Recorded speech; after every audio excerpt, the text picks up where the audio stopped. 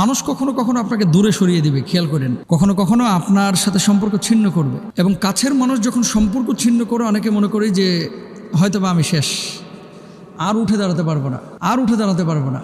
আর বিপদে আপনার থেকে মানুষ সরবে, এটাই তো স্বাভাবিক নিয়ম। সূর্যটা মাথার উপর থেকে যখন চলে যায়, ছায়াটা কিন্তু সাথে নিয়ে চলে যায়। বৃষ্টি যখন আসে, ছাতাটাকে আপনি মূল্যায়ন করেন, তাই না? বৃষ্টি যখন চলে যায়, ছাতাটার প্রয়োজন শেষ, এটাকে আপনি বেলকুনিতে ফেলায় রেখে দেন, ধুল আর আস্তরে মোটা হয়ে যায়। এই দুনিয়ার জিন্দেগিতে প্রত্যেকটা মানুষ আপনাকে ভালোবাসে, প্রত্যেকটা মানুষ। কিছু মানুষ আছে ভালোবাসে আল্লাহর জন্য, এটা নিঃস্বার্থ।